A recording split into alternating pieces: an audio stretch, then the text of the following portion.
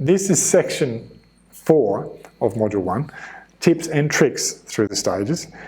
And here, once we move you through these, I think then you can come back and populate those actions there. Once you've done a scoring against your competitor, and then come back through and say, right, I need to take these actions at a high level to just give you some immediate things that you can do to improve the whole guest experience from dreaming through to sharing. So tips in the dreaming stage. Connect with your regional tourism body. So when people are, I guess, trying to find out information about an area, they'll often ring the tourism body. And so if you've got a good relationship with the Visitor Information Centre as such, you'll often get mentioned about a nice place to stay. So we'd encourage you to do that. Other things you can do is reach out to past guests with some email marketing, encourage or even incentivise past guests to share their experiences on social media.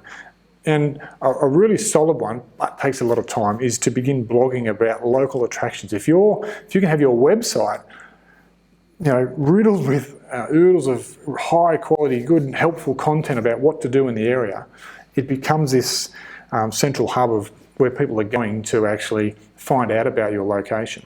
And when they're in that dreaming stage, they're going to be obviously on your website, and then the next logical step is potentially booking with you, which is the next stage they're moving into when we're starting to do some planning. Clearly, you need to have a mobile optimized hotel website. I think this is first and foremost. If your hotel website, we've got a whole module dedicated to this, you have to have a hotel website. It has to be mobile optimized.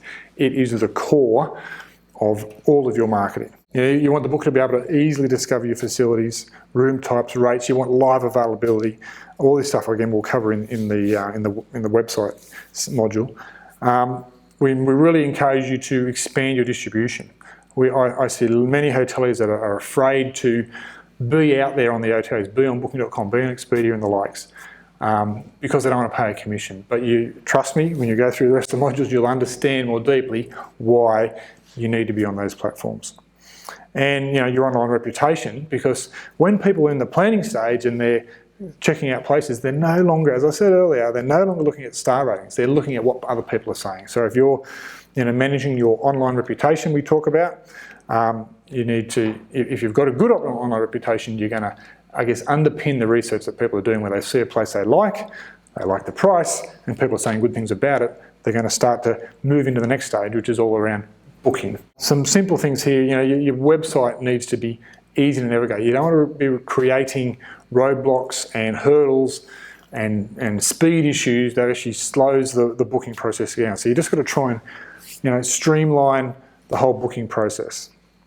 And another one here is that, this is a good tip, own your own brand when it comes to online search. So search, when somebody goes, I want to stay at XYZ Hotel in Frankston, type in XYZ Hotel Frankston and see what comes up. And if you're not dominating in that space through either paid advertising or through search engine optimization, you need to start to look at that and make sure you're optimizing that, because if people will hijack your brand. Okay, so there you have the tips in the booking stage.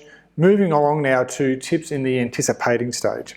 So remember I said here that the reason why this is so important is that the actual experience and the joy that people have from an experience, from a trip and a travel journey that they have, a large percentage of it comes from how much they anticipate the journey. So the idea here is how can we influence and be in touch and contact the person prior to them getting here to actually, I guess, improve that anticipation, and with the goal of, at the end of the stay, really reflecting back and going, that was awesome, and then therefore potentially come and stay again, share it with their friends, and so on and so forth. So a couple of quick tips here is that texting and SMS. The days of email probably aren't numbered, but tell you what, if you're anything like me, you just don't read your emails like you used to. You're scanning through, you're on that many mailing lists, and you just don't read it all. You might red flag and say, I'll come back later. But text messaging and SMSing is so much more immediate and people are more responsive to it. If you get a text, you check it, don't you? So we encourage you to have a look at your SMSing and your texting, I guess, capabilities in the hotel, and it's maybe something you can do throughout that anticipating process. Simply having the phone manned and answered properly, which is 101 for hoteliers, I know, but if people want to ring up and ask a question, we want to be able to be ready for that comment there. And then obviously using mobile apps, Facebook and social media, just any way that we can get in touch with the guest prior to the stay and help them build their expectations, and I mean appropriate expectations. We don't want to build them up too high, but we want to have them looking forward to the trip. We want to have them informed about what to expect and what to do when they get here, and at the end of the day, really looking forward to coming. Moving through to tips in the experiencing stage. Really, this is where you should be shining. This is Hotel Basics 101. It comes down to customer service. You just really need to blow them off their feet and give them the product that you've promised. And hopefully you haven't over-promised throughout the marketing and the sales process. So one thing I will say here is that first impressions really count. And if things start off badly, they'll probably end badly, because if they notice one thing, whether it's a bad experience at the front desk or it's something that's not quite right in the room when they get there, the next step is they start looking for the next bad thing. But if their first experience is really, really positive, look, we really encourage you to head down that line, because it stops any of those, I guess, stops them with developing the mindset of, well, what else might go wrong? So that's the tips in the experiencing stage. So moving right on now to tips in the sharing stage, the final stage of the journey. Really, obviously, simple ones: promoting your online channels and encouraging people to tag the business in it and share all those sorts of things. Encourage reviews. I think if you're always asking for feedback throughout the stay, you'll actually get a positive sharing experience at the end.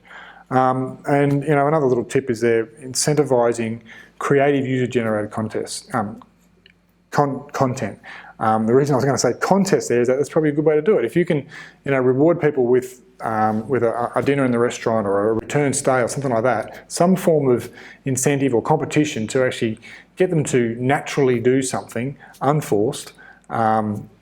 Where I just think if it's natural and authentic, and if you look at any social media platforms, if you've been managing any pages as such, you'll realise that it's the posts and the content that's most natural, authentic, and fun that actually gets the most engagement.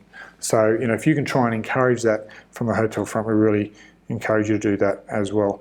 And just making sure you're capturing email, mobile, social contact details, so we can recontact them or keep them across our business at a later stage, and try and encourage a return visit or a share at some point would be really good. So that, I guess, finishes our tips and tricks throughout the 5 stages of travel, and really encourage you to dig into those and have a look at those there.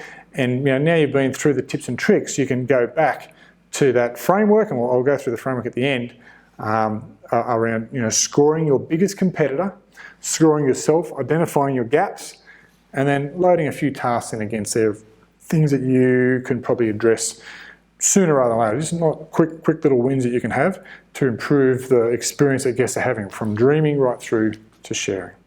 So that's the end of that section, and we'll see you in the next one, where we talk about the changes in guest expectations.